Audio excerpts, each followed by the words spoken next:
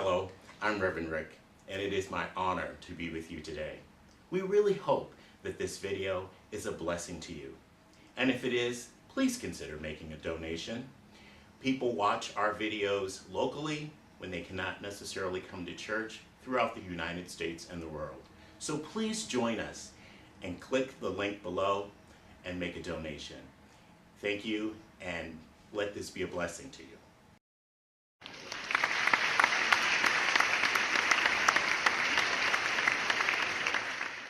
Let us prepare ourselves and put your hand over your eyes. I open my eyes to see the spiritual truth today. I open my eyes to see the spiritual truth today. And now over your ears, I open my ears to hear the spiritual truth today. I open my ears to hear the spiritual truth today. And now if you just put your hand over your heart and extend out your arms, I open my heart to receive the spiritual truth today. I open my heart to receive the spiritual truth today. The spiritual truth that I'm working with today is that aliveness is your divine birthright. Aliveness is your divine birthright. That kind of aliveness that when you wake up in the morning, you know it's going to be a great day. That kind of aliveness that you know when you're aligned with God, all things are possible. And when I say that you're aligned with God, all things are possible, I'm not talking about a God in the sky. I'm talking about what many of us learned when I first got into recovery, and the whole idea of God was just like, no, no, no. They said, don't worry about it. We're talking about good, orderly direction. That's the definition of God. Good, orderly direction. When we're aligned with good, orderly direction, when we understand how spirit works, and we're flowing in that way, aliveness is our divine birthright, but more importantly, it's also our experience in our life. It's that time when you know and you know that there's no one thing or no one person that can ever stand in your way of deep connection. There's no one or no person that can ever stand in the way of your joy.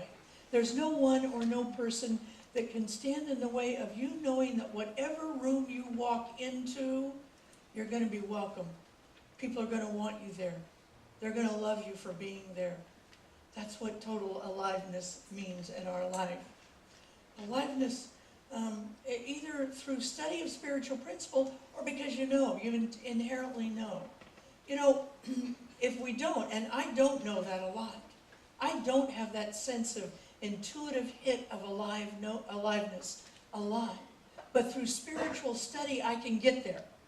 Through understanding spiritual principles, I can get to that place where I know that God's done God's job, and God is on the job 24/7. Whatever I want, whatever I need is here now, waiting for my recognition, waiting for my welcoming in my life.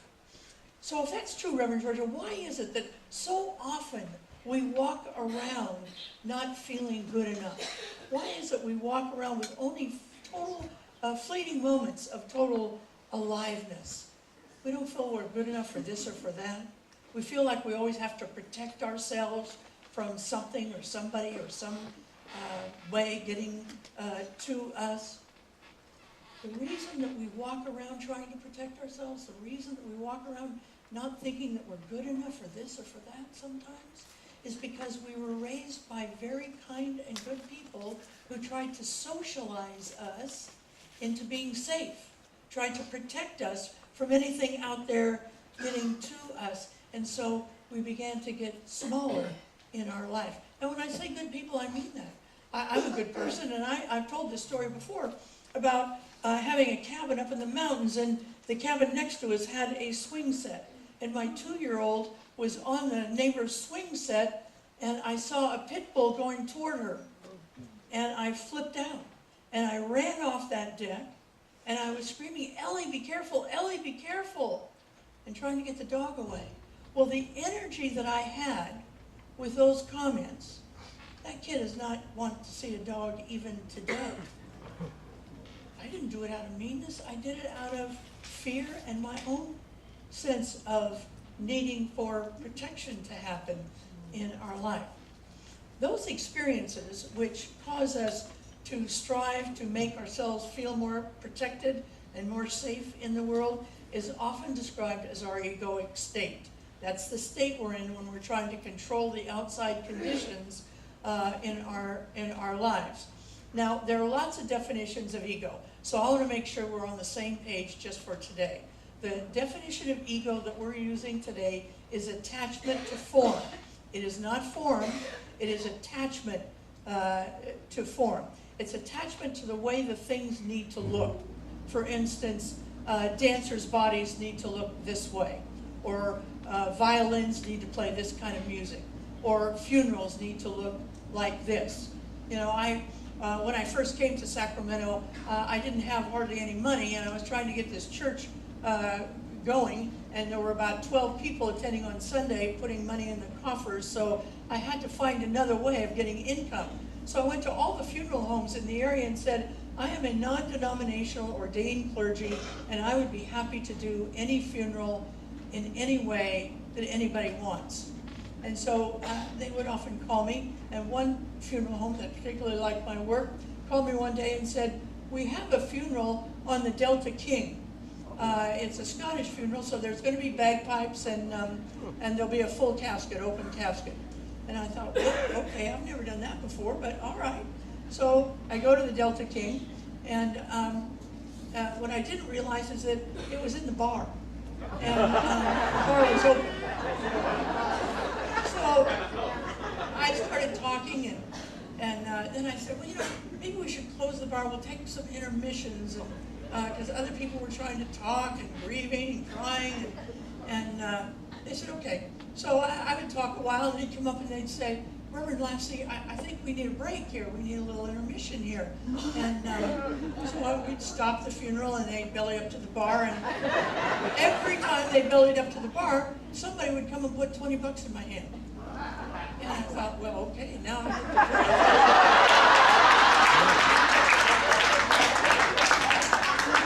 I had so many breaks that I walked out with $640.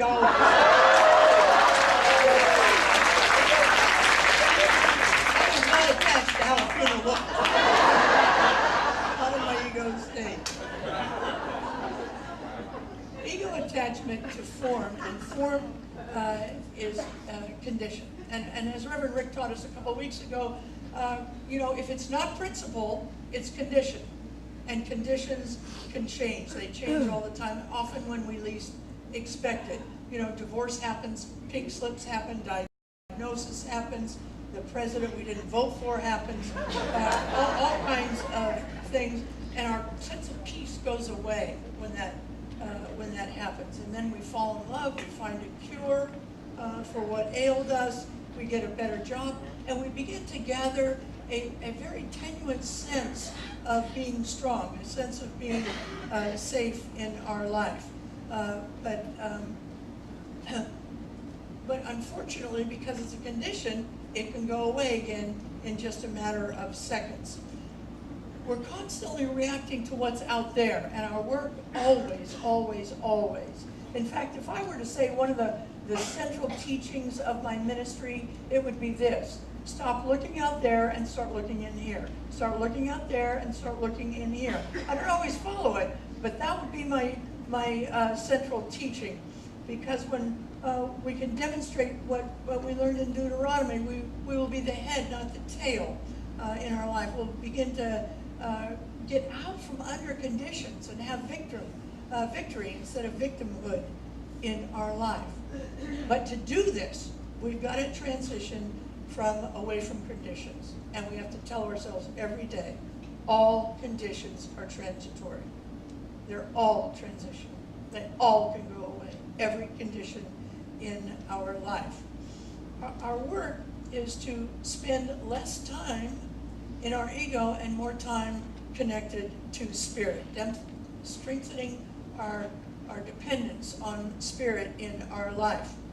Now, I'm going to tell you that the process of lessening your ego and depending more on spirit will go much easier if you get away from the idea that we have to smash the ego. We are not a smash the ego congregation. We are not a smash the ego theology. We actually think your ego is important, but it changes all the time. And as we get more spiritually mature all the time, we're less dependent on the egoic state. to go through our lives and bring ourselves happiness in our lives. But we have to clear it out. We have to clear out that, oh, no, wait, I got too quick here. One of the books that I talked about in 2010 was a book called A New Earth by a man named Eckhart Tolle. Now, look, many of you have bought the book, Eckhart Tolle's book, A New Earth, but you've yet to read it. Some of you haven't bought the book, Eckhart Tolle. Whatever the reason, if you haven't bought the book, get on Amazon today and order the book. If you haven't read the book, read it. If you have read the book, read it again. Because there's some great nourishment in there that I had actually forgotten until I started looking at it this last week in our life. And one of the things that he talks about is pain bodies in this book. And that's what I want to talk about today. Pain bodies. If you want to feel the aliveness that is your divine birthright, we have to deal with this issue called pain bodies in our life. A pain body is this. It is a field inside of us that is filled with old emotional pain. It is an internal field that is filled with old emotional pain. Now, here's the thing. Your body will always react to emotional pain. Sometimes your body reacts with a stomach ache, sometimes it's a neck ache, sometimes your shoulders ache, sometimes you get a panic attack. One woman at first service told me that she had heart palpitations whenever her pain body would flare up in her life. And so if we don't clear it, if we don't do our forgiveness work, if we don't put it into spiritually mature perspective in our life, that pain body drives a lot of our reactions to life and a lot of how we live in our life.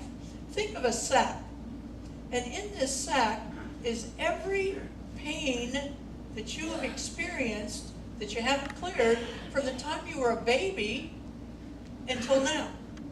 And you're carrying it around with you. And you're coming from it in your life. Now, does every sad thing you hear become a pain body? No. No, it doesn't. In fact, the example that he uses is if you hear of a car being stolen, you don't have much of a reaction until you hear it's your car that was stolen. Now, when you hear your car was stolen, then it becomes a pain body for you. You've got to clear it right away. Because if you don't, everything goes in this sack. So let me share a few of these that I grew up with. And let me tell you that when you're done with this, you're going to think I was raised by wolves. And I actually wasn't. They were very decent people. Well, that's another story. My father told me I didn't have to worry about anyone kidnapping me because they'd only take me to the first street light. When my partner died, my best friend, who had been so very supportive all along, told me the next day, just get over it. My coworker said, you're putting on quite a bit of weight, aren't you? My best friend said he didn't want to be friends anymore, and I never knew what I did. Sister Mary Margaret asked me to lip sync the words to the Christmas pageant songs. My fifth grade teacher, my teacher said my fifth grade essay about Wales was the worst she ever read. Then she read it to the entire class as to what she never wanted to see happen in the class. My church told me that Jesus thought I was an abomination. Since I was a chubby kid, I always got a grapefruit half at my birthday party instead of the cake my guests had. When I was outed as a lesbian by my high school girlfriend's father, my mother told my father that she wished I'd been born to someone else. Want to go on a date with me?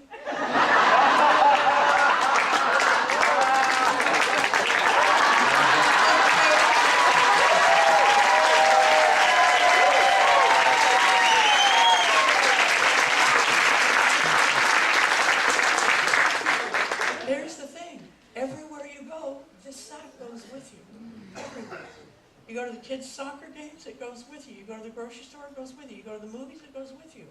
You go to a family dinner, it goes with you. Everywhere you go, this sack goes with you in your life. So our work is to begin to clear this, and we want to approach emptying this sack with two levels. Two levels that Eckhart Tolle talks about. The first level is stop trying to hide from your emotions. They are not bad. Your emotions are not bad. Notice when you're having them and understand that they're not wrong. They're not bad. In fact, they're only a sign that you're operating out of a pain body. And that pain body can be cleared. That pain body can be emptied in your life. Begin to reintegrate your body and your mind, because your body is what's going to tell you if you're acting out of an old pain in your life. Ask yourself, where is it that I'm upset in my body? And once you determine that, then begin to ask you, what's really going on? Not out here, not out here, but in here. Where am I being re-stimulated from something that happened a long time ago, that I can now deal with more spiritually mature eyes in our life? When we're familiar with our pain body, then we can begin to use it as something that will help to heal us and bring us back to source. Bring us back to our source. See, you and I, we get no spiritual bennies at all for saying, I'm fine, when we're not fine. No, we have to stop that. We have to begin to trust other people and begin to share what's going on in our life. We need to begin to trust the people who are close to us. And begin to say, no, I'm not fine. This is what's happening to me in our life, in my life. And then the rest of us have to begin to have compassion. You know, we think that we're the only ones who can see our pain body, that we're the only one who knows what's going on. But often we try and hide from our pain bodies, but the people around us know exactly what's going on. We used to call it a person with a chip on their shoulder, didn't we? When you see a person with a chip on their shoulder, know this: they're simply working out of a pain body. And we can have healing, compassion for that person when they're in that state of working out of their pain bodies in their life. The second approach to emptying this sack is stop feeding it with new pain. We have to begin to understand how to stop feeding it with new pain. And that doesn't mean, the Buddhists say that we shouldn't try and go and live on a mountaintop, but on the green, green grass of earth. And what they're telling us with that is stop trying to get away to have a perfect life. You don't need to go to an ashram. You need to know how to have a better life right here, right now. And that's what our work is doing. The Taoists tell their people a story. When they say that they're in a fuss with somebody or a fight with somebody, they tell this story. That when ducks fight with each other, they will swim toward each other, they will have their dust up, and then they will go away from each other, and they will flap their wings, and they will clear the energy every time. They get together, they have their dust up, they separate from each other, they swim away from each other, not far from each other, but they swim away from each other, they flap their wings, and they clear the energy. We need to do that. Every time that we're hurt, instead of creating a new pain body, we feel that pain, we notice where it is in our body, and then we start flapping. Okay? Now, we're not wackadoodles, don't flap at work. Or if you do, tell them you're a Methodist, I don't care.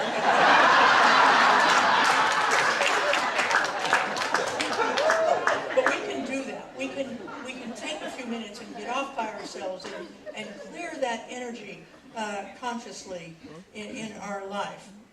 The last thing I want to remind us is that it's not just individuals that have pain bodies, but groups of people have pain bodies as well. We have collective pain bodies. Our tribes have pain bodies. Our nations have pain bodies. Our races have pain bodies. Our genders have pain bodies.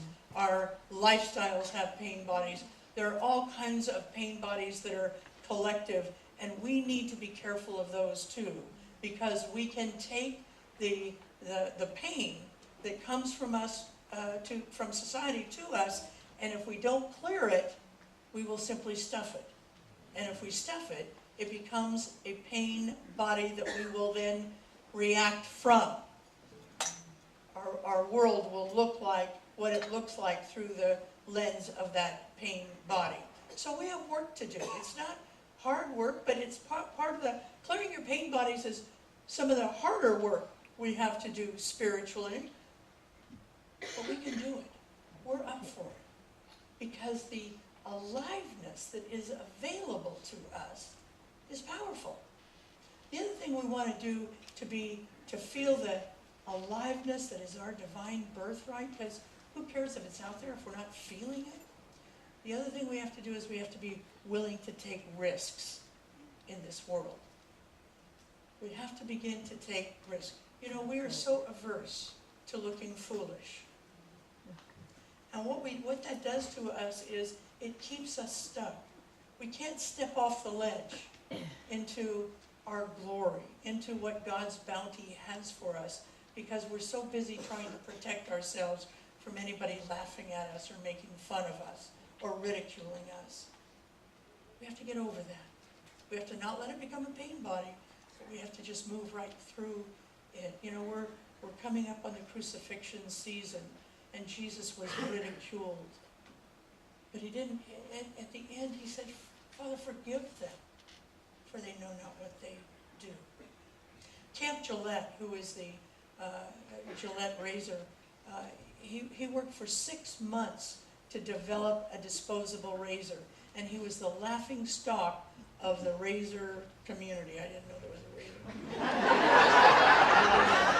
He was the laughing stock for 6 months. But you know what? He didn't let him stop it. And now he has the best-selling razor on the planet, a disposable razor. Peter was doing fine walking on water until the other apostles in the boat said, whoa, no, get out in here. You look foolish out there. And then he started to go down. Those aren't just Bible stories. Those aren't just cultural stories of Camp Gillette. Those are stories that, for all of us to look at our own life and say, hey, I want the divine aliveness. I want it. And here's what I can tell you. God wants it for you. Let's take this message into prayer. There's only one power. It's the power of the greatest love, God's love. Infinite intelligence runs through me now. It runs through every single person in this room. And as a result of that, we are waking up. We are waking up from the dream to the notion that we are all one. I give thanks for that. I release this word in the lawn together with say,